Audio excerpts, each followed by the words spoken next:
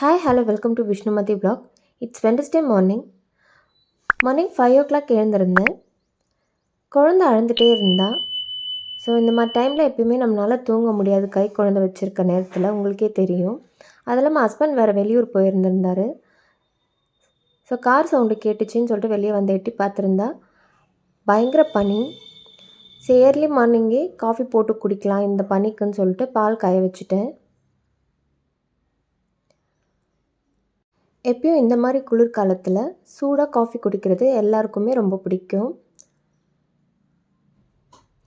அதுவும் மாட்டுப்பாலில் நம்ம காஃபி போட்டு குடிக்கும் போது அது ஒரு தனி டேஸ்ட்டாக இருக்கும். பேக்கெட் பாலில் நம்ம காஃபி போட்டு குடிக்கும் போது அது ஒரு தனி டேஸ்ட்டாக இருக்கும். இது மாட்டுப்பால் தான். எப்பெல்லாம் குழந்தை அழறானோ அந்த டைமெல்லாம் எனக்கு தூக்கம் போகணுன்றதுக்காகவே நான் காஃபி போட்டு குடிச்சிருவேன். மார்னிங் ஹஸ்பண்ட் வெஜிடபிள்ஸ்லாம் வாங்கிட்டு வந்திருந்தார். ஃப்ரெஷ்ஷாக கொத்தமல்லி வாங்கி வந்திருந்தார். ஆனால் நிறைய கொத்தமல்லி பழுத்து இருந்துச்சு. அதெல்லாம் க்ளீன் பண்ண ஸ்டார்ட் பண்ணிட்டேன். முருங்கைக்காய், கொத்தவரைக்காய், கொத்தமல்லி, புதினா, கருவேப்பிலை, பீன்ஸ், கேரட் எல்லாத்தையும் வாங்கி வந்திருந்தார். எல்லாத்தையும் க்ளீன் பண்ண ஆரம்பிச்சிட்டேன். க்ளீன் பண்ணி தனியாக கவரில் போட்டு ஃப்ரிட்ஜில் ஸ்டோர் பண்ணி வச்சாச்சு. மார்னிங் பிரேக்ஃபாஸ்ட்டுக்கு இட்லி கார சட்னி செஞ்சுருந்தேன். ஸோ கார சட்னி ஒரு சைடு ப்ரிப்பேர் பண்ணிகிட்ருந்தேன். எப்பயுமே இட்லிக்கு கார சட்னி நல்ல ஒரு காம்பினேஷனாக இருக்கும். ஆல்ரெடி கார சட்னி எப்படி செய்கிறதுன்னு சொல்லிவிட்டு வீடியோ அப்லோட் பண்ணியிருக்கேன். மறக்காமல் செக் பண்ணி பாருங்கள். தோசைக்கும் நல்ல ஒரு காம்பினேஷனாக இருக்கும் இது. இந்த கார சட்னிக்கு எப்பயுமே தக்காளி கம்மியாக ஆட் பண்ணணும், வெங்காயம் தான் ஜாஸ்தியாக இருக்கணும். நேற்று பாலில் தான் காஃபி போட்டு குடிச்சிருந்தேன் ஏர்லி மார்னிங். இப்போ மார்னிங் வாங்கின ஃப்ரெஷ்ஷான பாலில் ஒரு சைடு காஞ்சிட்டு இருந்துச்சு. பாருங்கள், தக்காளி வெங்காயம்லாம் நல்லா வதங்கி நல்லா இந்த மாதிரி குழஞ்சி வந்திருக்கு. இப்போ இதை நல்லா ஆற வச்சுட்டு நல்லா ஃபைனாக அரைச்சி எடுத்துக்கணும். அகைன் இது தாளிக்கிறதுனால நம்ம தாளிச்சிக்கலாம். நான் எப்பயுமே அகைன் தாளிக்க மாட்டேன். சில பேர் இதில் உளுத்தம் பருப்பு, கடலைப்பருப்பு போட்டு அகைன் தாளிக்கவும் தாளிச்சுப்பாங்க, கடுகெல்லாம் போட்டு. இப்போ இட்லி கார சட்னி பிரேக்ஃபாஸ்ட்டுக்கு ரெடி ஆயிடுச்சு. இன்றைக்கி அமாவாசைங்கிறனால அத்தை வடை செஞ்சுருந்தாங்க. ஸோ உளுந்து வடை ஒரு சைடு ரெடி ஆகிட்டு இருந்துச்சு. எப்பயுமே இந்த உளுந்து வடையில் மிளகு இடித்து கொஞ்சம் சேர்த்து செஞ்சால் சாப்பிடும்போது நம்மளுக்கு வாயில் கடிப்படும் போது டேஸ்ட் ஒன்றும் சூப்பராக இருக்கும். ஆஃப்டர்நூன் லஞ்சுக்கு பார்த்திங்கன்னா சிறுகீரை பொரியல், பீட்ரூட் பொரியல், சாதம், ரசம் தான் செஞ்சுருந்தேன்.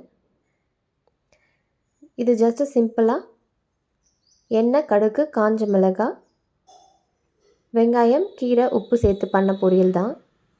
ஸோ ஆஃப்டர்நூன் லஞ்ச் பார்த்திங்கன்னா ஒயிட் ரைஸ், ரசம், கீரை பொரியல், பீட்ரூட் பொரியல், உளுந்து வடை தான்.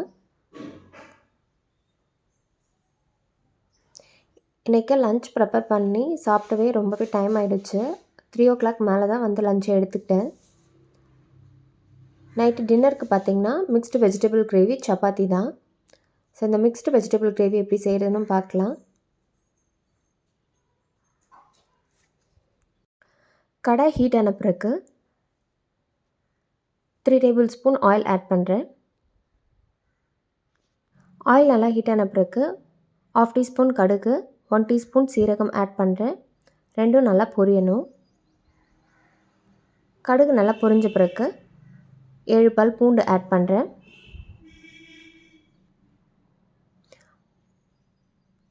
பூண்டு நல்லா பொரிஞ்ச பிறகு கருவேப்பிலை கொஞ்சமாக ஆட் பண்ணுறேன். கருவேப்பிலை நல்லா பொரியணும். இப்போ இதில் 2 பெரிய வெங்காயம் ஆட் பண்ணுறேன்.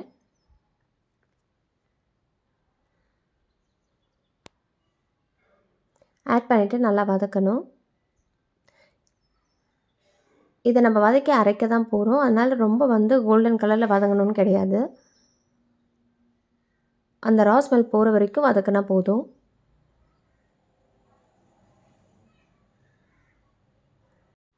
வெங்காயம் கொஞ்சம் வதங்கின பிறகு 2 மீடியம் சைஸ் தக்காளி ஆட் பண்ணுறேன். தக்காளி நல்லா வதங்கணும் நமக்கு. அது வரைக்கும் நல்லா வதக்கலாம்.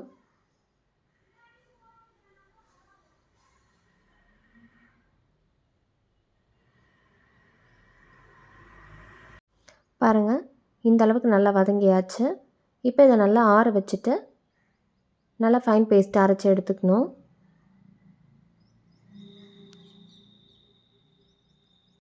மிக்ஸி ஜாரில் ஆட் பண்ணியாச்சு. இப்போ அரைச்சி எடுத்துக்கலாம்.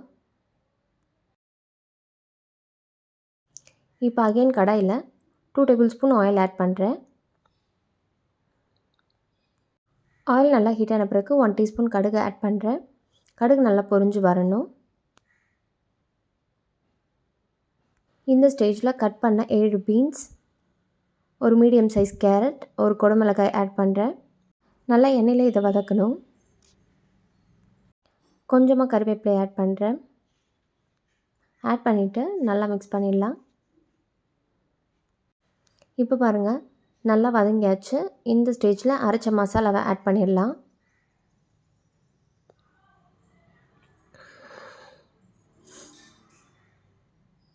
காரத்திற்கு தேவையான அளவு வீட்டிலே அரைச்ச குழம்பு மிளகாய்த்தூள் ஆட் பண்ணணும். 1 டேபிள் ஸ்பூன் ஆட் பண்ணுறேன்.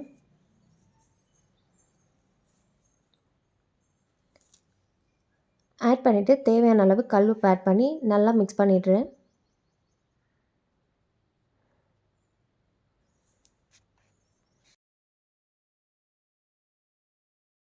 இப்போது மிக்ஸி ஜார்லேயே தண்ணி அலசி ஆட் பண்ணிக்கிறேன்.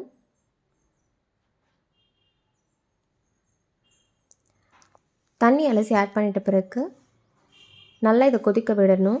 ஆட் பண்ணியிருக்க வெஜிடபிள்ஸ் நல்லா குக் ஆகி வரணும். அதே மாதிரி கிரேவி வந்து நல்லா திக்காக நமக்கு வர வரைக்கும் நல்லா இதை கொதிக்க விட போகிறோம். காரம் உப்பெல்லாம் கரெக்டாக இருக்கான்னு இந்த ஸ்டேஜில் செக் பண்ணிக்கோங்க. இப்போ பார்த்தீங்கன்னா கிரேவி நல்லா திக்காகி வந்துருச்சு. டேஸ்டியான மிக்ஸ்டு வெஜிடபிள் கிரேவி ரெடி. இன்னும் இது போல் நிறைய வீடியோஸை பார்க்க நம்ம சேனல் விஷ்ணுமதி விலாக்ஸை சப்ஸ்கிரைப் பண்ணுங்கள். தேங்க்ஸ் ஃபார் வாட்சிங் திஸ் வீடியோ ஃப்ரெண்ட்ஸ்.